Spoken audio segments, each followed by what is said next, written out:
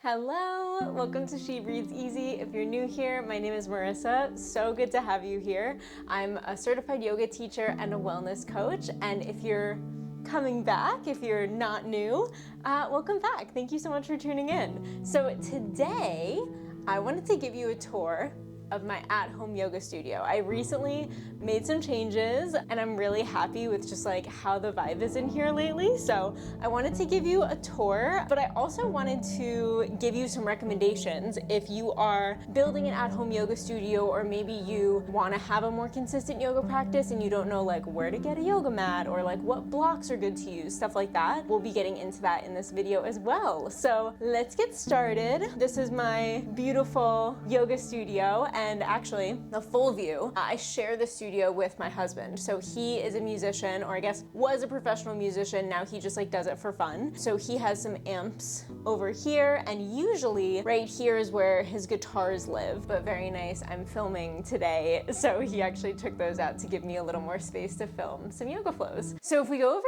here, this is actually new. If you've taken my flows before, I used to have like a white and like wood shelving unit here, and it was more at an angle. And when I had it at more of an angle, it actually took up the space over here where like I put my yoga mat.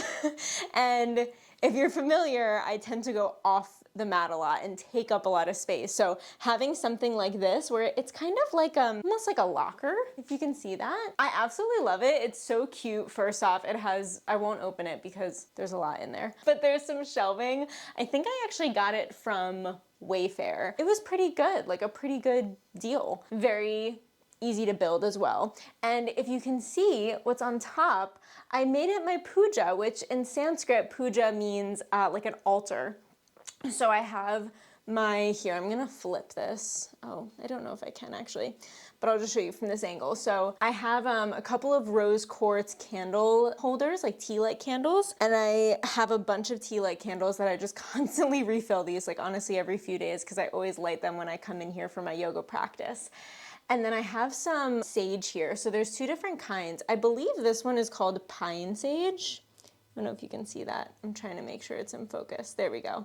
So this is pine sage. Actually, a really great friend gave this to me before I moved from Charleston as like a little housewarming gift for our move to Arkansas. Always reminds me of her. And then I have white sage as well, which is a little more of a classic sage. I think the pine sage is more earthy, and I'm sure it has a different significance. I'm just not really sure exactly what it is. And then I have this bundle that I actually got from a yoga studio in Charleston as well. It was such a great bundle. I can't remember exactly what the meaning behind it was, but I remember when I bought it, it really resonated with me, and I actually haven't lit it yet. It has eucalyptus on top. I believe this is amethyst, the crystal, and it's just so beautiful. So I have that resting on my puja.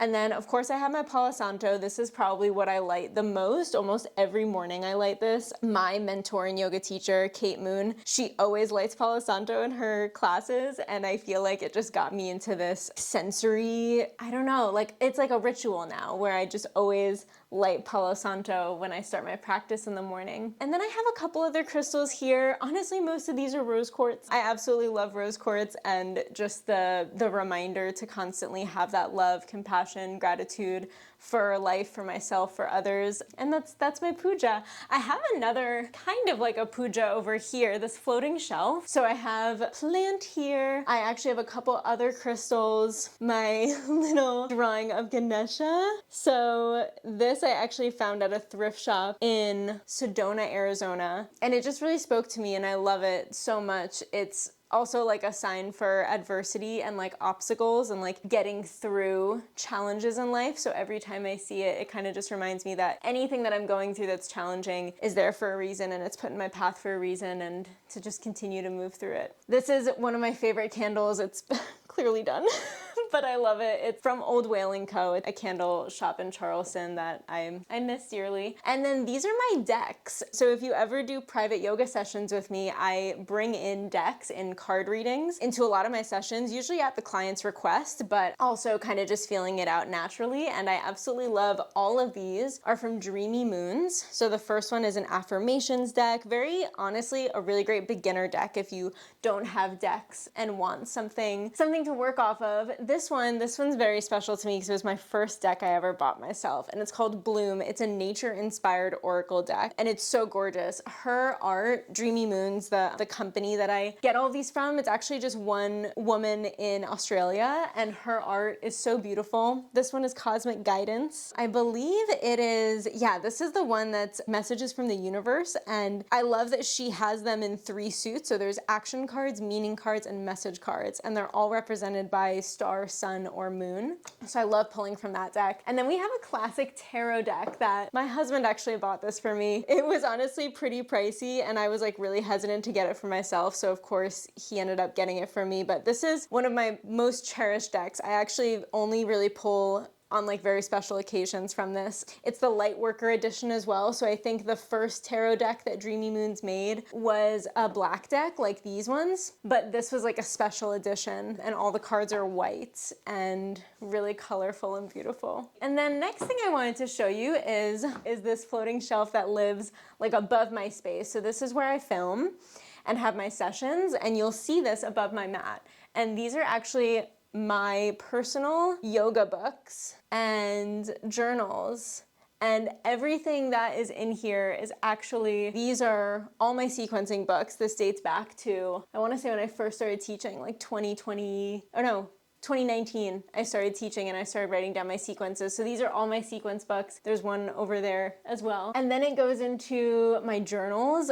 These are also made by Dreamy Moons. I absolutely love her. We have kind of a variety of books. So we have the Bhagavad Gita, the 4 Agreements by Don Miguel Ruiz, Light on Yoga by Iyengar, Asana Pranayama Mudra Bandha. That's a pretty famous one as well. And then I have some books on like commentaries for the sutras, the Tantra of the Yoga Sutras, a couple of books by Jessamine Stanley, who's a pretty well-known yoga teacher. And then yeah, a couple of other yoga and mindfulness books. Maybe I'll do more of a video on those. If you want more recommendations on yoga books, let me know in the comments, and maybe I'll make another video more specified on like what my favorite books are and stuff. But I love that my yoga books specifically live in here. Okay, and then let's get into yoga equipment. So I have my mats right here. I'm gonna pull them over here actually. These are my yoga mats. Because I work at home, or I guess practice from home, I have a lot of different mats for different purposes. So the first one, this is my go-to. Every single morning I use this mat specifically. It's by Pop Flex, which is, this is such a throwback. When I first started working out in general, I was like 13 or 14, and I would do Blogolati's YouTube videos. So Cassie Ho, she's a Pilates instructor, and she came out with her own clothing line and makes yoga mats. And I am obsessed with her yoga mat. She's not like a yoga teacher. She's not like, I think, you know, a lot of people go to like Manduka or Alo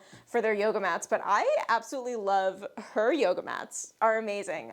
They're also very accessible because a lot of really great yoga mats are usually over $100. And I think I bought this one for like maybe 45 or 50, something like that, which isn't bad. They're very high quality. They're thick, which I absolutely love. It's a really thick yoga mat. It's really soft. She has a vegan suede as the material, and it's also just really beautiful. I have another one in a different color that I use for teaching, so it lives in my car. But I absolutely love like the design of these yoga mats. They're really beautiful. So that's my personal like daily practice yoga mat. My next one that I use for teaching and for filming with, so you'll see this one in all my videos, is the Manduka Pro Mat. And I wonder if you can see like the texture on this. It's very grippy. It's also quite thick, not as thick as the Pop Flex, but it does have a little bit of cushion. Really great for hot yoga too. If you ever go to a studio and do hot yoga, putting a mat towel on this, but even without a mat towel, I still practice and sweat, and it's very, very grippy. Very great for down dog. I never slip or anything. It's also really great for balancing postures. I think the one thing with my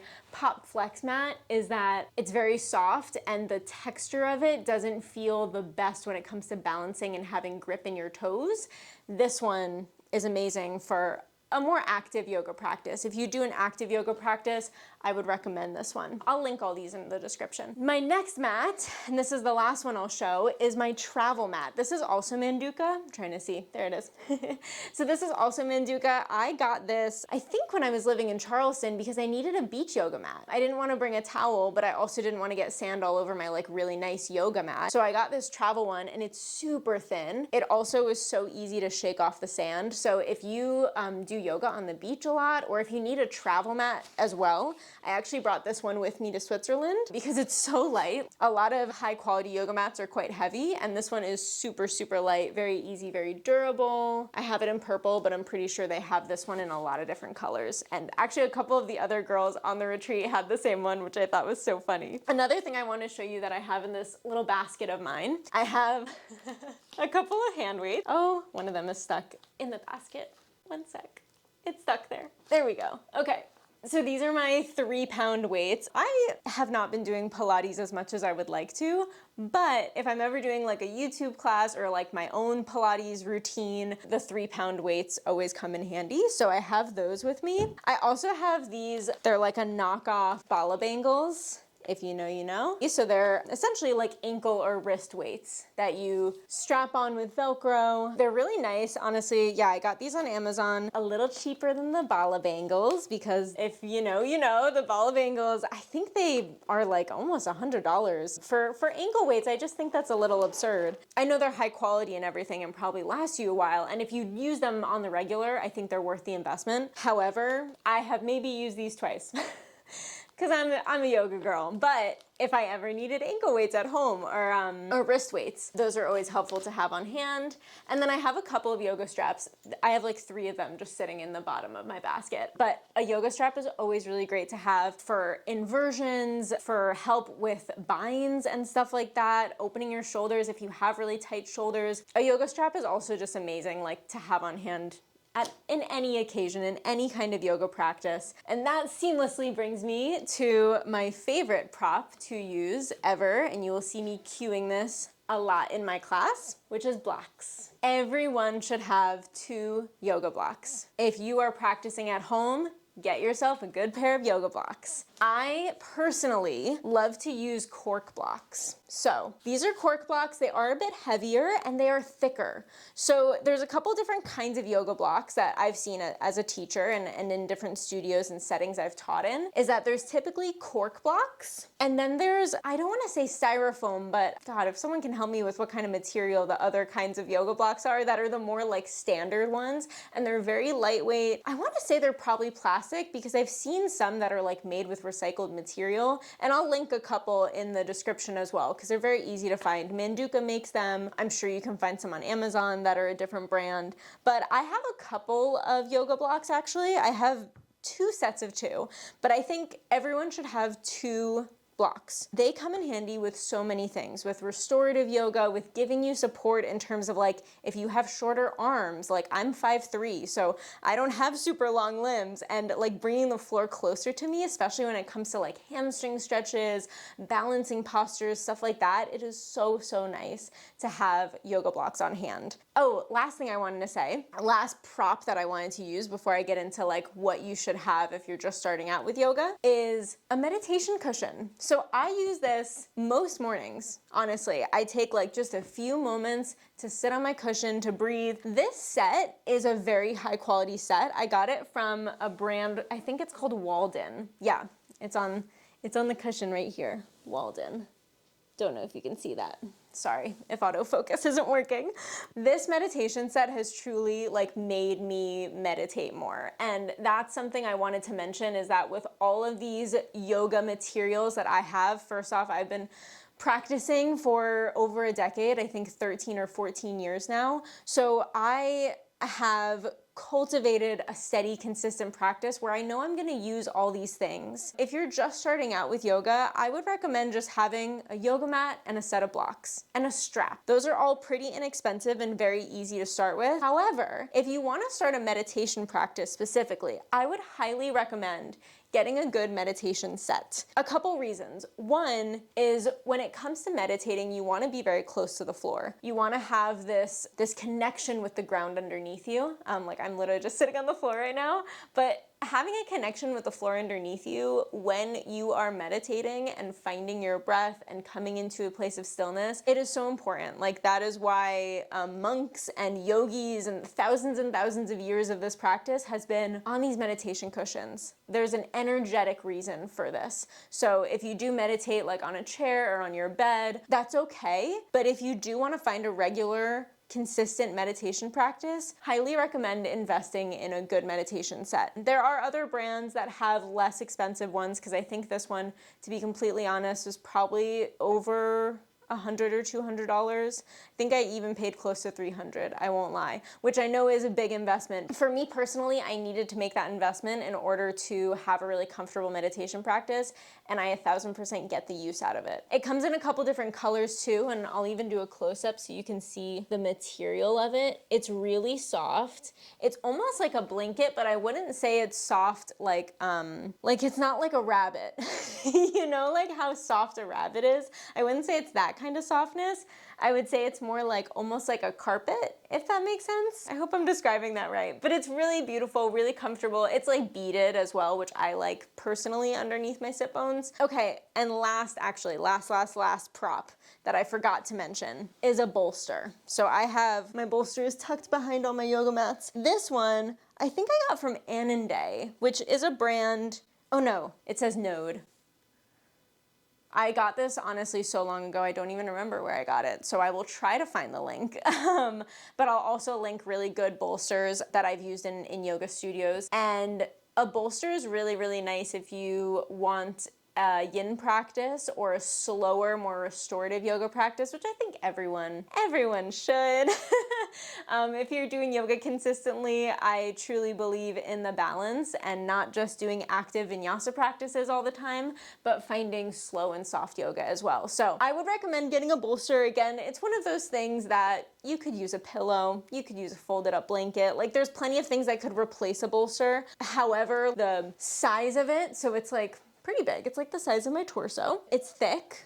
It's a really great, like, I wouldn't say it's a hard material, but it's sturdy, you know, like it's soft and kind of cushiony, but very sturdy. And that's what you want. You want something that's restorative, that you're not gonna like completely melt into. You want something that will still support your body weight. Okay, so I think that's it for our studio tour. This equipment, again, is something that I use personally as someone that has been doing yoga for 14 years now, who has been teaching yoga for over 6 years. I'm coming up on my 7th year. And I also teach at home and do yoga at home. So I would highly recommend, if you are starting your yoga practice or maybe looking to get more high quality yoga equipment to either take with you to a studio or have at home, I would highly recommend getting a really high quality yoga mat, something that's stable, something that's supportive, something that's grippy if you're doing a lot of active yoga, something that's more soft if you're doing more stretchy, slow yoga. Get 2 blocks. Again, I recommend the cork blocks because I just prefer the heaviness and the stability of them and the texture. It's just really nice, a really nice texture. And then, yeah, if you want extra things, a strap, honestly, is not expensive. You can start with that as well. A meditation cushion set. So you have a seat and a thing underneath to support your ankles and your knees. And then a bolster if you want something to help you with yin yoga and supportive restorative yoga. I believe that's it for the tour. Thank you so much for coming to my yoga studio today, for allowing me to give you some tips on building your own yoga space. You know, another thing I would really love to mention here is that it takes time. Just like it takes time to build a yoga practice, it takes time to figure out what you like in a yoga mat, what you like with blocks, what you prefer with your space. And I think it'll take some time to build, but having those foundational things like a mat that you love, something that you look forward to, it's gonna make your yoga practice so much more enjoyable as well. I know that these things can also be an investment, but they're so worth the investment. They are worth, and you are worth the investment, because it's taking time for yourself, it's taking care of your body, it's taking care of your health, and those things are just, they're priceless, you know, like they're invaluable because they just hold this endless amount of value, like the longevity of your life and the quality of your life and how you're stepping into your day or sealing off your day. Like I would spend as much money as I needed to have peace at the end of the day. So I hope that this was fun for you, as much fun as it was for me. Thanks so much for joining me today. If you haven't already, please subscribe, like this video if you enjoyed it. I love talking all things yoga in terms of materials, spaces, and stuff like that. So if you enjoyed hearing about this kind of stuff or want me to get into the books that I have up there, let me know in the comments below, and I will see you in the next one. Thanks so much for being here. Bye.